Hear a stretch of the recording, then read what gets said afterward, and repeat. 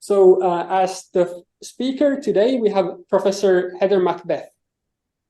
She had her PhD in 2015 at Princeton University, and then held positions at MIT and École Normale Supérieure in Paris subsequently, before moving to her current position, an assistant professorship at Fordham University in New York. Her research area is scalar geometry and geometric analysis. And for a number of years now, she's been interested also in computer formalization of mathematics, and that's also the topic of today's colloquium. Thank you very much for the kind introduction, and thank you for inviting me.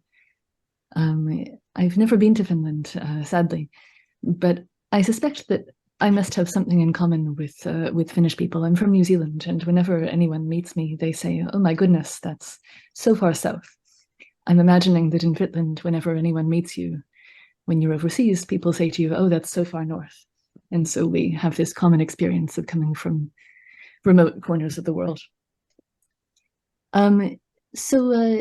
Indeed, although I have been trained as a differential geometer, in the last few years, I've been very excited by the prospect of making all of mathematics, including my research specialty, accessible to computer formalization, and this is the subject of my talk today. And so somehow just to set the stage,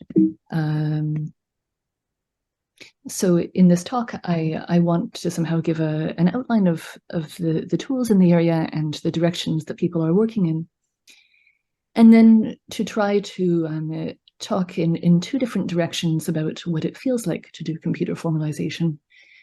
Firstly, in terms of the languages themselves and the expressivity of these languages, and secondly, the feeling of writing proofs in these languages. So to express as briefly as possible what these languages are, an interactive theorem prover, and some other keywords that you'll see are a formalization system or a computer verification system, is really a computer language that enables the live tracking of your situation within a proof. So somehow the fundamental concept is this concept of a goal state. At any moment in time, you have a set of variables, a set of known facts about those variables. And here on this screen, expressed with the logical symbol that I'm indicating with my mouse, this turnstile symbol, there is a task that you need to prove called your goal.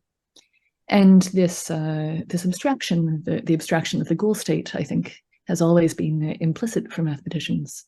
But an interactive theorem prover is a system for making this explicit throughout your mathematical work.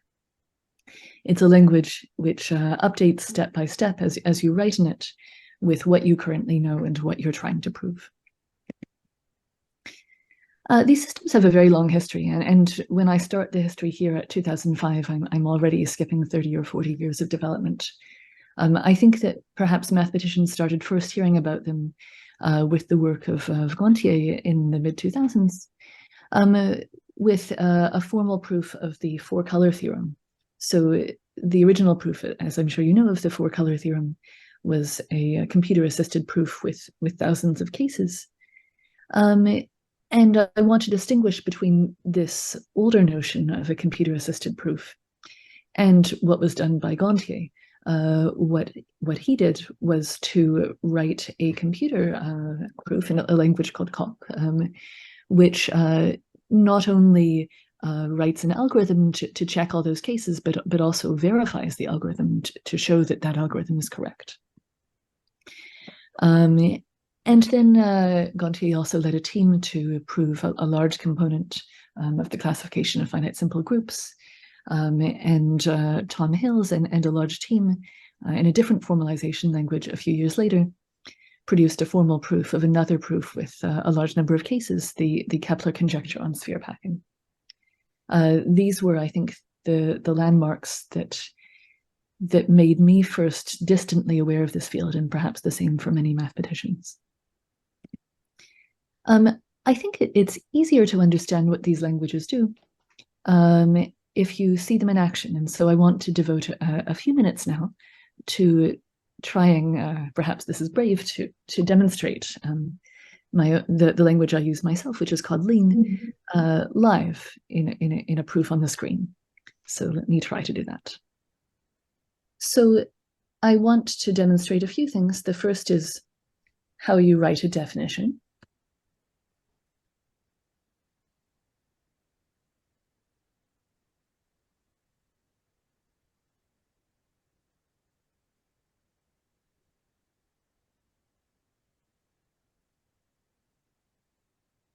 So I'm writing the definition of the convergence of a sequence of natural numbers.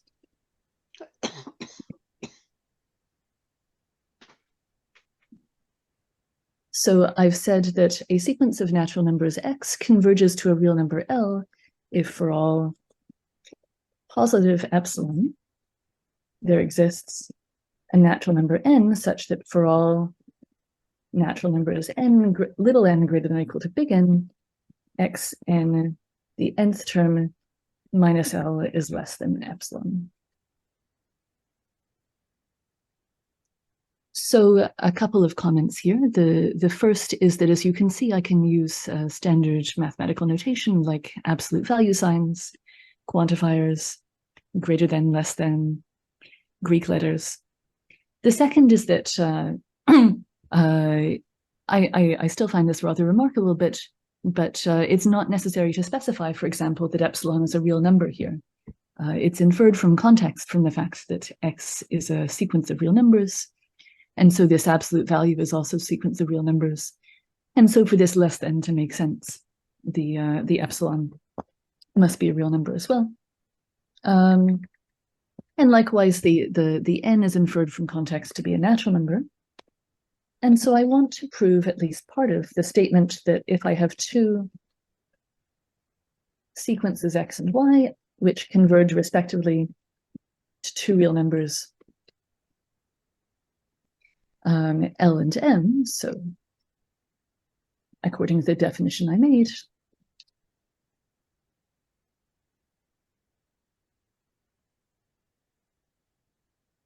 then their sum converges to their sum.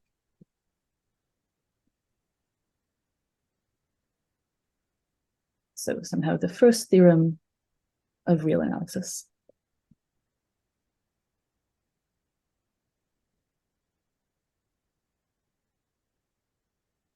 And so here we are.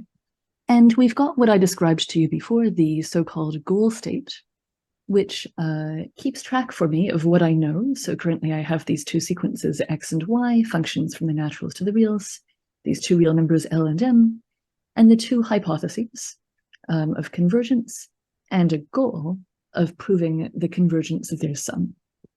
And within this, this mental world, I have the option to do things that don't fundamentally change what I need to do, but help me as a reader. For example, I could interactively unfold the definition of convergence to reduce down to what this means in terms of quantifiers, or alternatively, I could click to find the location of the definition. I won't demonstrate that here. And then I can make changes to my proof as I go in a way that I can take the steps of my proof in a way that is kept track for me on the screen. So for example, I could take the goal of showing that that for all epsilon greater than 0, this fact is true, and say what you would do on paper. Okay, well, let epsilon be such a real number.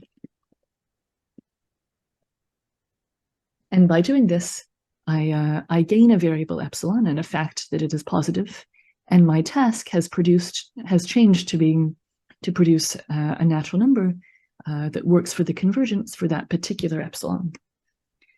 And likewise, I can work on the hypotheses. Here I have a hypothesis that the sequence xn converges to L, which is a statement that for all positive epsilon, there exists an n such and such and such, and I can specialize that hypothesis to the case of epsilon over 2, which of course is the one that you would take for this proof here. And now as you can see, my known facts have modified. I previously had a universally quantified hypothesis about all epsilon here at H1, and I've specialized it to the particular case of epsilon over 2.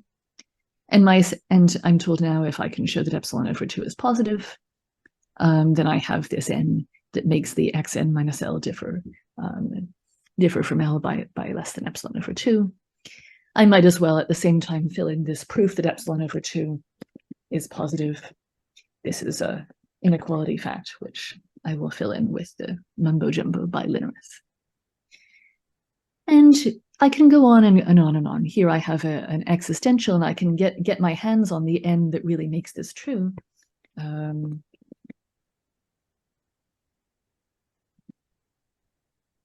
so I've split now my available facts from the existential of a number past which the sequence differs from L by less than epsilon over 2 to actually having available to work with a number n1 for which that fact is true. And I could go on and on. I could do the same thing for the second sequence and get a second number n2, which works for the second sequence. And then I could fill the existential in the goal by taking a witness, let's say n1 plus s2 plus n2. And then I could start to write out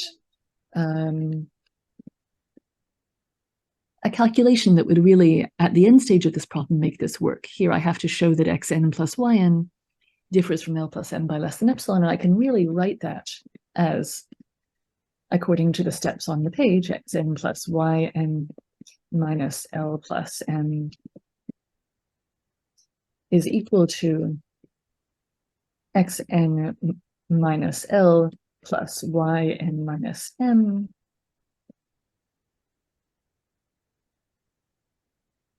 and I could compare that by the triangle inequality xn minus L plus yn minus m, and then compare that with epsilon over 2 plus epsilon over 2, and then make that equal to epsilon, completing my proof.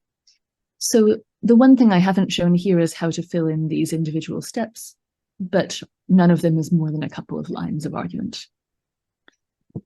So this is the latest evolution of a technology that has existed for a long time. And as you can see, although it still is as fiddly as any other programming language, it's somehow not as bad as you might expect. It has the ability to write using notation and using sequences of calculational arguments in a way that I don't think is so far from what we write out on the page. And I think the goal of the people who work on the software, not myself, but the underlying developers, is to continue converging to what mathematicians find intuitive here. So I want to set the scene slightly about the reason somehow why in the last few years people have become excited about this kind of software. I think one of the big developments in the last couple of years was a project to formalize a result of Clausen and Scholze in the field of condensed mathematics. This was a challenge set by Scholze as a somehow experiment in seeing the capabilities of modern proof systems. And relatively rapidly, within 6 months, the first part of this project was completed. The whole project was completed in a year and a half. And I think somehow a lot of people started to really believe in the maturity of the technology with this kind of thing. I think it had been understood for a very long time that all of mathematics can be written down to the axioms in principle.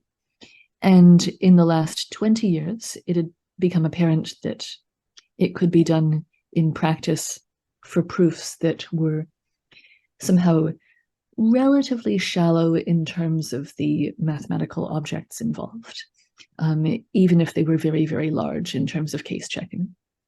But the technology in recent years, as evidenced by experiments like this experiment of Schulze, has shown that as well as being able to express arguments that are wide, you can express arguments which are deep, that you can build up mathematical definitions of arbitrary complexity in still a somewhat natural way and write proofs, therefore, about increasingly the frontiers of research mathematics.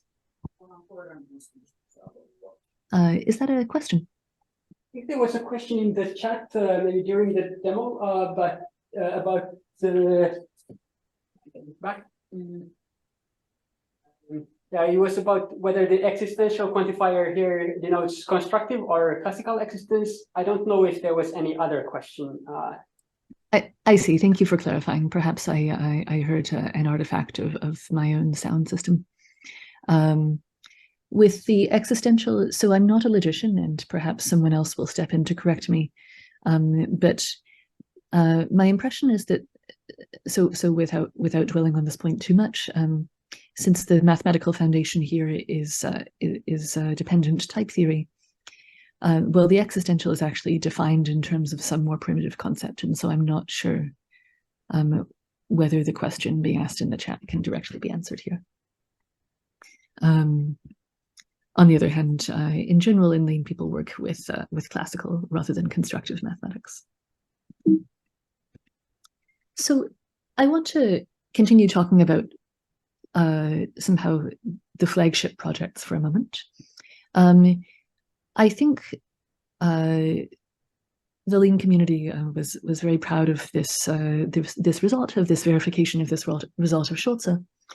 But there's a caveat that somehow we're not yet in a position where every new research paper can be formalized without effort. The ratio is still very large in terms of the amount of detail that's required on paper to the amount of detail required in a computer formalization system. I think in the medium term, this is something that can be done for important theorems or as proofs of concept in new areas. But you need to really have a particular target and a particular leader who is an expert, who is somehow inspiring people to work on the project and coordinating effort. And it needs to be something exciting enough that you can get a team of many more people involved than was required to prove the result originally. I think we'll see this occurring increasingly often, but it's still not something that we'll be seeing every day for the next 10 years at least, I would say. I want, given that full verification of so given that I'm telling you that full verification of all new research is somehow still a dream that's decades away, I want to try to explain why we might still be interested in this in the short term.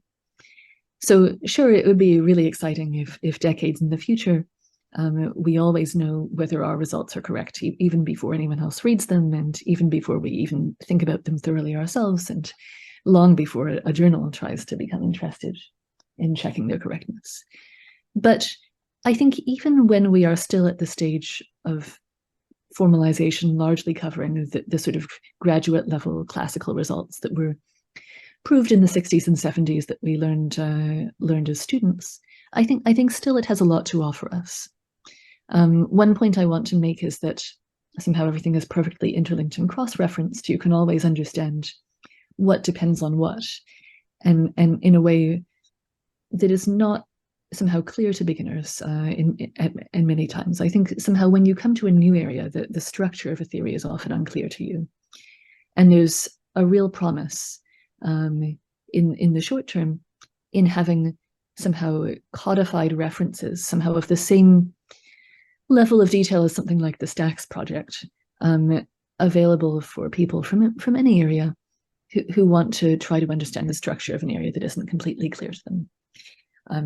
Everything is cross-referenced. It's easy to find out, which parts are dependent on other parts.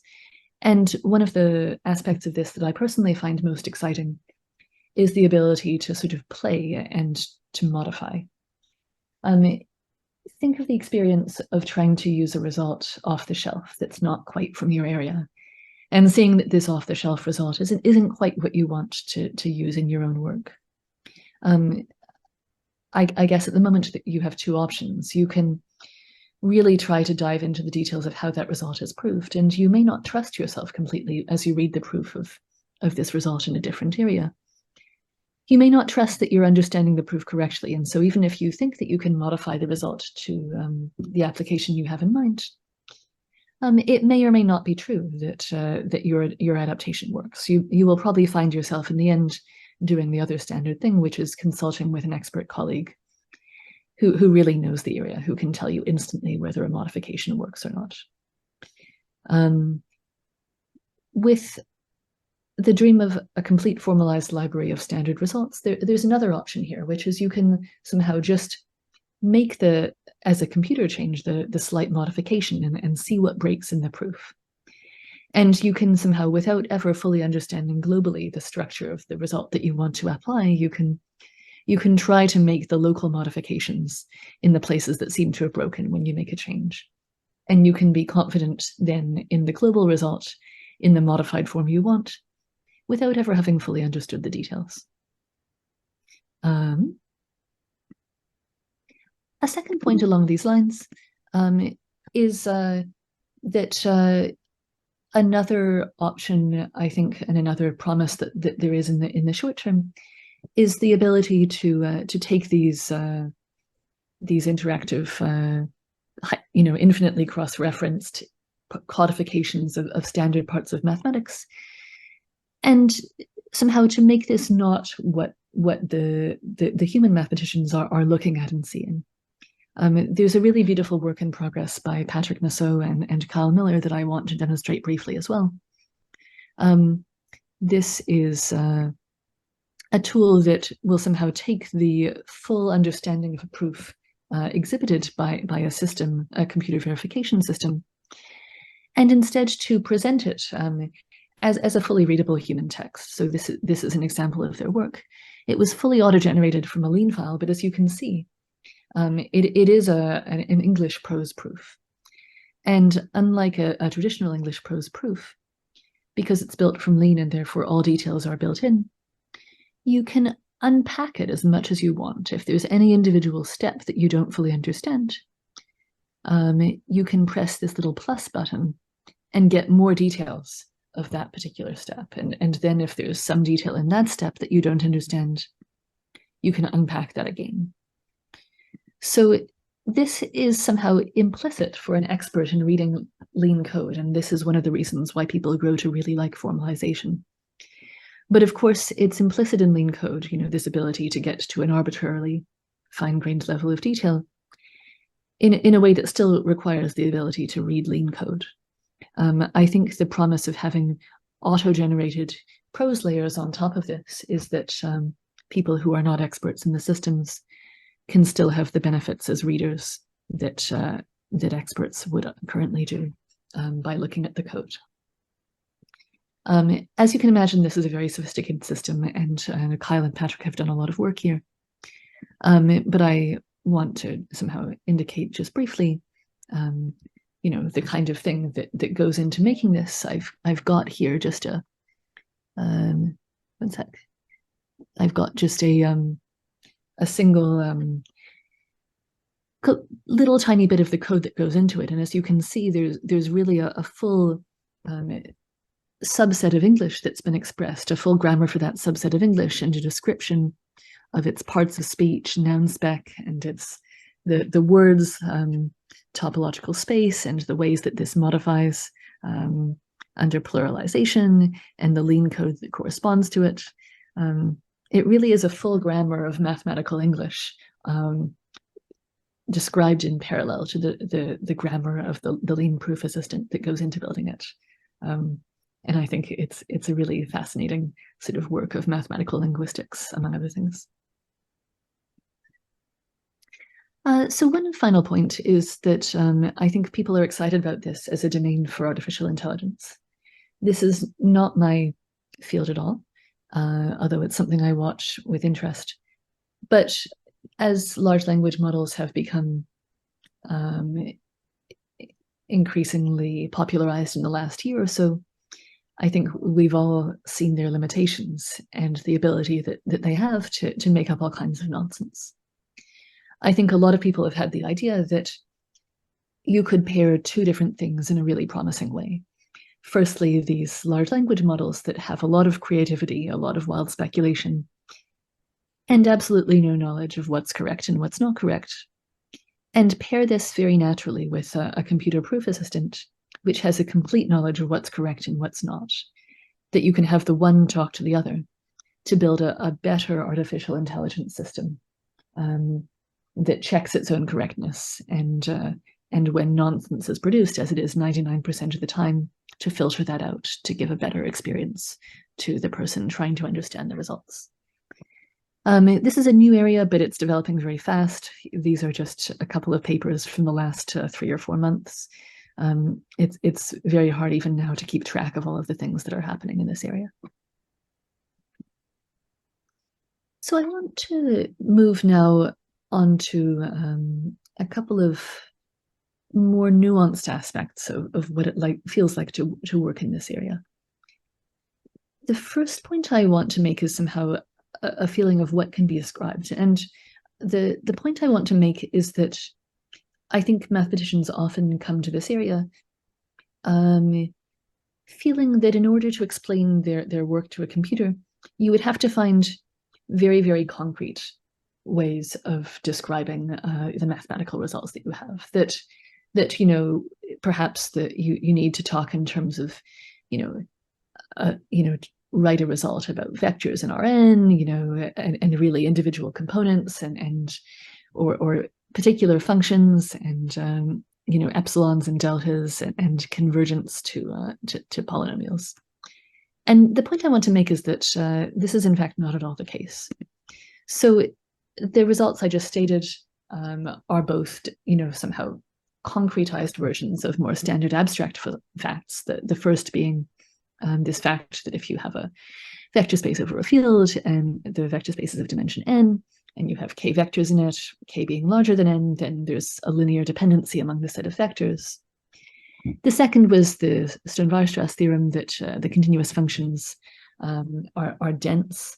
Sorry, the polynomials are dense in the continuous functions. And modern formalization languages are perfectly able to express these second, more abstract versions of these results, rather than the first, more concrete versions.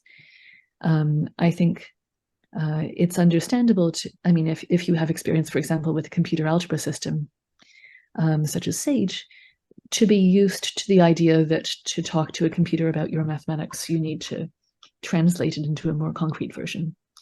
But in fact, that's not the case for a proof assistant. They have systems to make definitions upon definitions upon definitions upon definitions in the same way that mathematicians do in their work. And in fact, almost the opposite is true. The more abstract result, the cleaner it will be in a computer proof assistant. So I want to take a lightning quick tour of just a few results that I've heard people be able to express in these languages.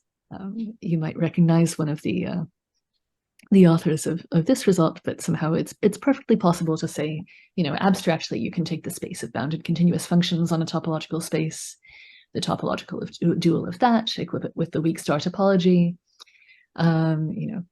send probability measures into that.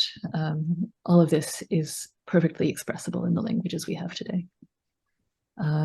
You can talk about perfect integral domains, Witt vectors and isocrystals. You could talk about Hilbert spaces in the adjoint. You can talk about the simplicial sets of topological spaces. They're in more complexes, their homology. You can express, embedding theorems for smooth manifolds. You can talk about graphs. You can talk about topological groups and the Hilbert spaces of functions on those topological groups and orthonormal bases of those Hilbert spaces. You can really stack structure on top of structure on top of structure on top of structure.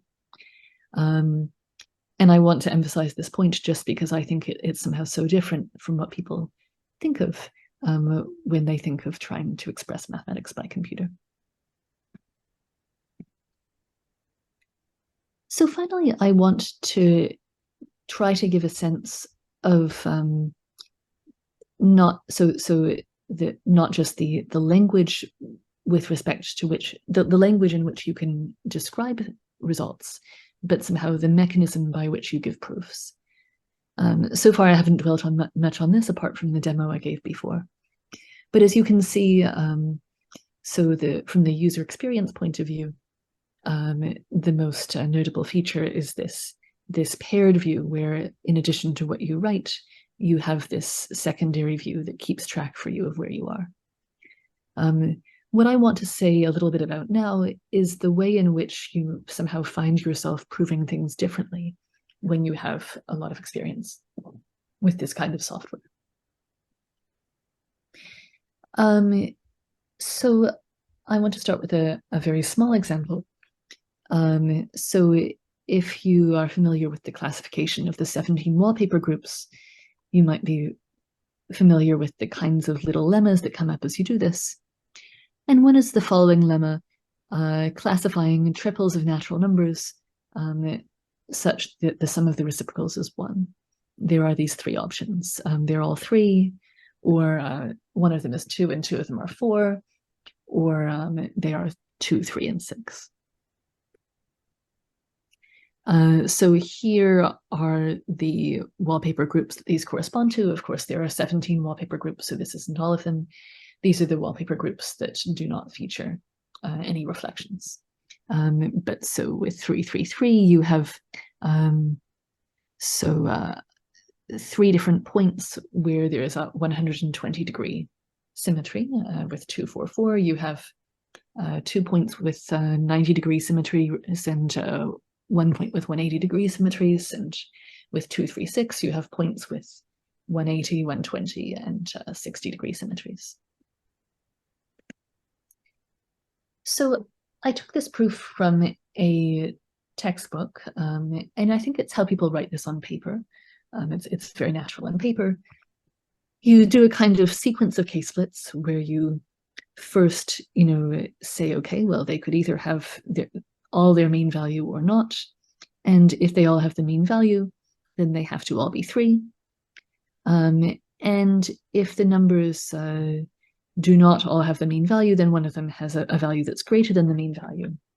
That number, which is less than the mean value, must be 2.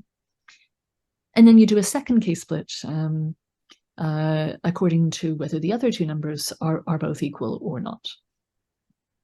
So this is, I think, a very, very typical kind of case checking argument on paper, where you somehow check cases by doing a single k-split and exhausting all of the deductions you can make from that k-split, and then in any cases that haven't fully been resolved, making a further k-split inside there and exhausting what you can get there, and so on and so on.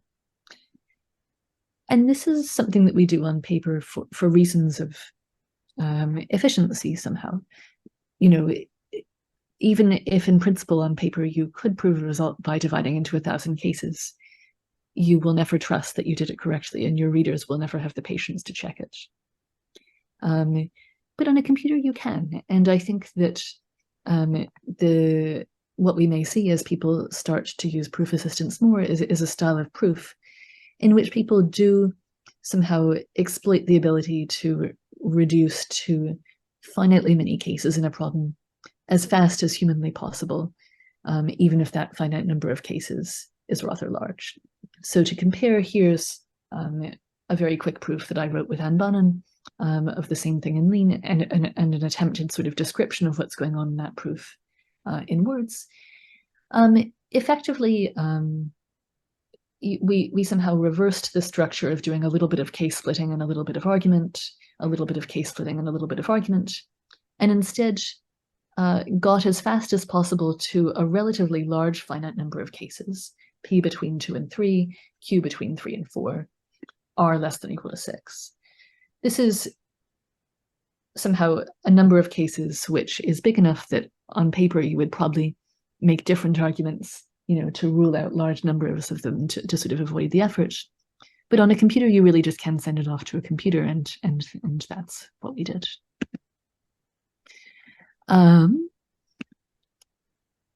This idea is a sort of toy example of something that I was thinking about because of a more famous example by one of the sort of doyens of formalized mathematics, John Harrison.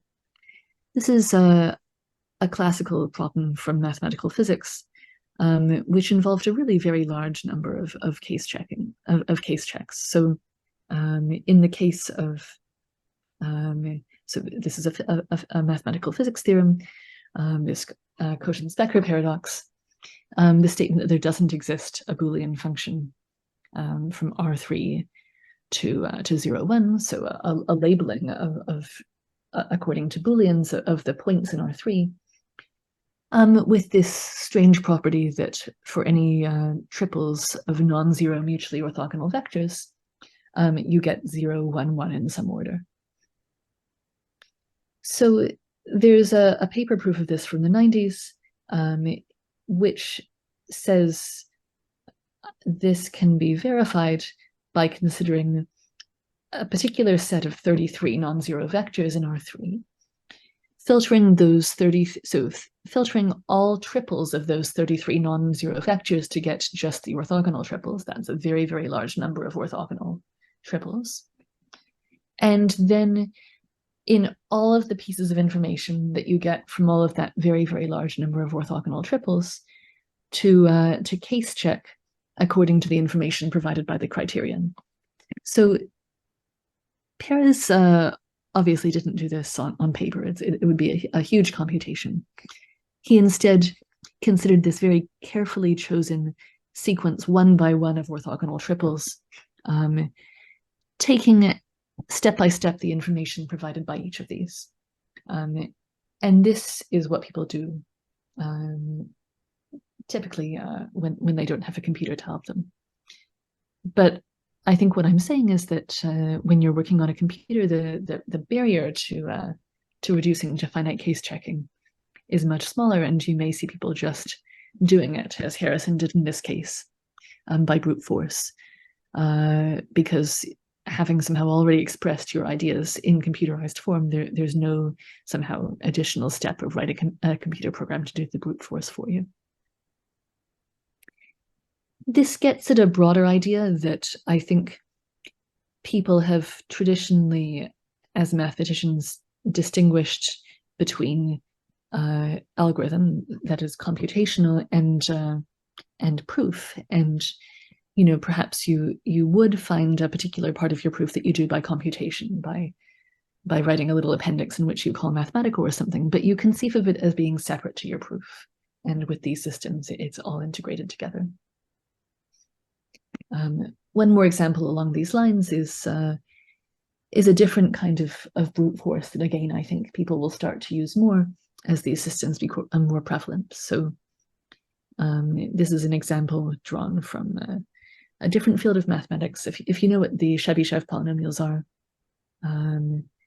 these are somehow the polynomials describing the formula for the cosine to the nth power of x in terms of the cosine of x.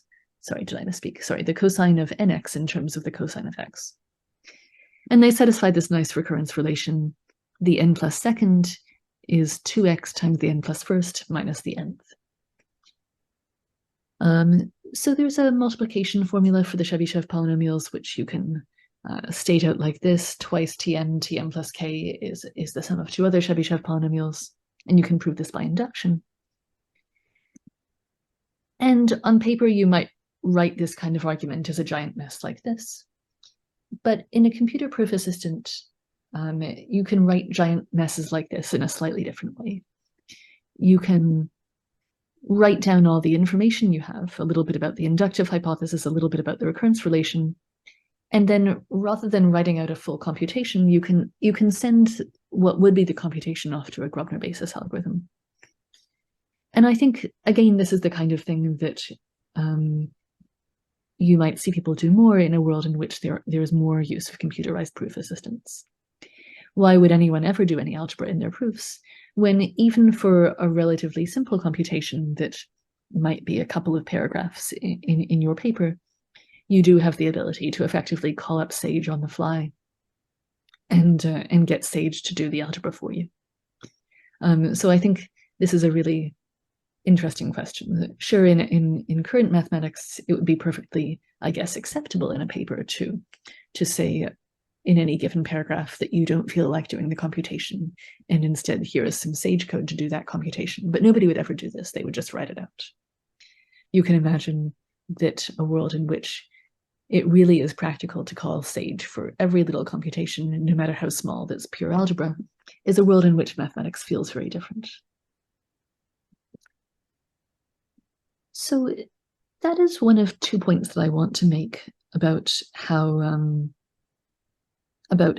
it feels different to do proofs in a computer proof assistant. So this first point being that somehow with computational tools integrated at your fingertips, you can focus more on the abstract question of whether the knowledge you have currently about a proof is enough in principle to answer a question, than to focus on sort of the implementation details of how to get to the answer from knowledge that in principle should be good enough.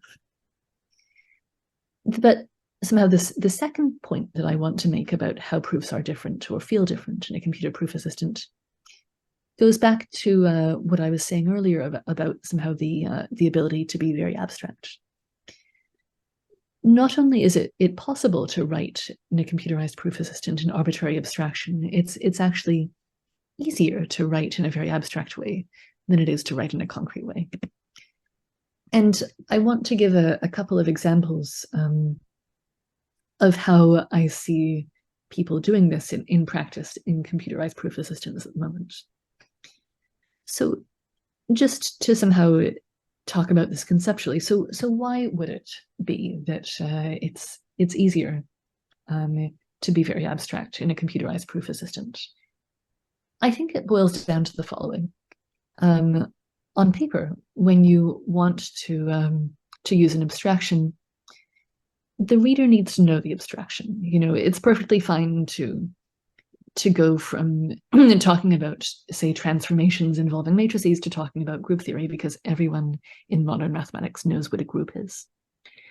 But if you've discovered the perfect abstraction for your problem and nobody else has ever heard of this abstraction, there's a real barrier to using that abstraction. You know, you can still argue in your paper that such and such an abstraction is exactly the right setting for the argument you're about to make, but you'll have to lay out the details of that abstraction. You'll have to perhaps give a reference to the obscure article or textbook where this abstraction is introduced for the first time. You'll have to summarize it briefly for the readers that are not familiar with this abstraction. And your readers will probably still complain that you have a silly formalistic approach to a proof that could be done more concretely. And your readers are somehow not wrong. There really is a mental barrier to encountering an abstraction for the first time and believing in its appropriateness for the setting at hand. What's different in a computerized proof assistant is that somehow there's this point that I made before that you can trust a proof while having only a somehow local rather than a global understanding of the proof.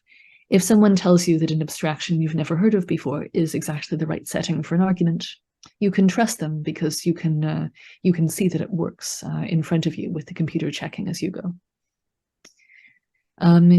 So I want to give one example, one or two, if I have time, examples of this kind of thing occurring in mathematical practice. The first is this theorem, the Lax-Milgram theorem, from functional analysis, one of the lemmas that you learn in a first course on elliptic partial differential equations. So this Lax-Milgram theorem says, if you've got a real Hilbert space and a bilinear form on it, and this bilinear form is what's called bounded and coercive, then there's a way of expressing the bilinear form as coming from an element of the dual. Or more precisely, so for any point for any vector in the Hilbert space, inserting that vector into the bilinear form is something that you can do to express any given element of the dual of the Hilbert space.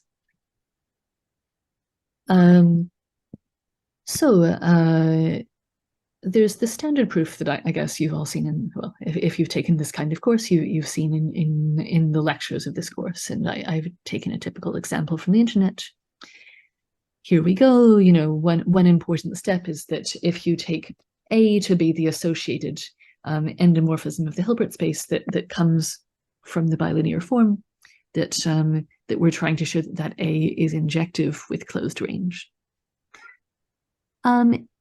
And if you look in detail at what's going on in this proof here, I think that if you were writing on paper, you might eventually realize that at this step of the argument, you don't seem to be using anything about Hilbert spaces. I mean, sure, I've got norms occurring in some places, but not much more than norms, and really a lot of it seems to be a purely metric notion. On paper, I don't think you actually would take the further step of abstracting this particular step of the argument to an argument about metric spaces alone, but this is something that's perfectly possible. And in a computer proof assistant, not only can you do this, but you're incentivized to do this by somehow having it clean up your process of argument and avoid unnecessary details. And in this case, when the graduate student Daniel Roca Gonzalez from Karlsruhe wrote up this Lax-Milgram theorem in Lean, what he discovered was that the correct abstraction, namely this notion of anti-Lipschitz functions in metric spaces, this turned out to be a well-defined notion, a well-known notion, not something that he had to invent for the sake of the proof, but something that was already known to other people. And in fact, somebody else had previously used the same abstraction for a previous result, also proved in Lean a few years earlier. So this is a very obscure abstraction, and it's also not a very deep abstraction. It amounts to 2 or 3 LaTeX pages. And I think that nobody who wasn't working in an interactive proof assistant would be motivated to use this abstraction for this kind of proof. But I think there's something a little bit elegant about being able to write every argument in exactly the right context. And so I think this idea that we'll sort of take our mathematical arguments and put them into very tiny lemmas, all of them in exactly the right context, there's a kind of attraction to this that I think a lot of people would never bother with on paper, and which it's quite exciting to be able to achieve with the help of a computer. One more example along the same lines, this comes from some work of my own. So I've been working with Floris van Doorn in Bonn on some aspects of differential geometry in Lean, and specifically earlier this year, we defined smooth vector bundles. So you might say that, so according to the definition we made of a smooth vector bundle, it's a theorem rather than a definition that a smooth vector bundle is a smooth manifold. And if you had to justify this theorem on paper, I mean, you can. I've written sort of a sketch proof of how you would do this. You would really write down, here are the trivializations of the vector bundle. Here are the charts of the manifold. Put all these maps together in the appropriate way, and here are what I propose to be the charts that make the vector bundle into a smooth manifold. It's a little bit painful, but the point that I'm making about abstraction applies here as well, in that a lot of what's going on here doesn't really seem to be specific to the setting of smooth manifolds. This process of taking things and putting them together, doesn't really seem to use the smoothness at any point. This seems to come at a later stage. And so you might ask, what is the abstraction that makes this kind of argument work, such that the smoothness is only secondary to this data organization process of building up the appropriate charts. So again, so we thought a little bit, and we argue that the right abstraction is that this is a theorem about structure groupoids in the sense, for example, of Kobayashi and Namizu. So we're claiming that the argument here is a very general argument about somehow the following concept. If you have a space equipped with charts and transition functions in some structure groupoid, so let's say you have A modeled on B modeled on C. So B is modeled on A, which means that B has charts taking values in A, with transitions lying in a certain groupoid for A, and then C modeled on B, in the same way that you can compose along these modelings to get a composed modeling under a certain abstract property for the composition of groupoids. So this, without saying too much more, was the abstraction that we claimed to be relevant in this setting. And again, I think what we enjoyed about this process is that, again, it turned out that we were able to reuse a lot of existing work. The existing smooth manifolds library, written by Sebastian Gauzel largely earlier in 2019 and 2020, was already based on this structure groupoids idea. And somehow we were able to piggyback on existing theorems to add just a little bit more about this abstract groupoid composition theorem, in a way that somehow allowed us to phrase these very abstract results that I think nobody would ever write on paper because they knew their readers would not care, but that are somehow satisfying as the appropriate fuss-free context for the work, when trying to work as cleanly as possible. So this concludes the last part of the talk. And so to summarize where I've come from in the hour that I've had, so I think this technology is on the verge of being useful to mathematicians as a whole. I didn't say anything about using it for teaching, but this is certainly one application. It's on the verge of being useful for proofs by large teams of flagship new results.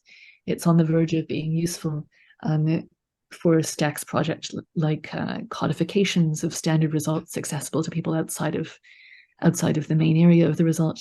And it's on the verge of being useful or at least interesting for artificial intelligence researchers.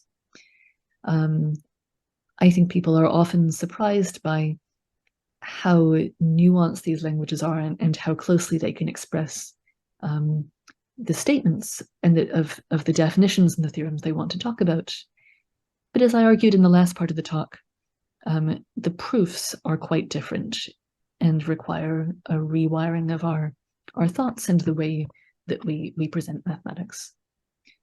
So thank you very much for having me. This is all I wanted to say about the area, and I'll be happy to take questions.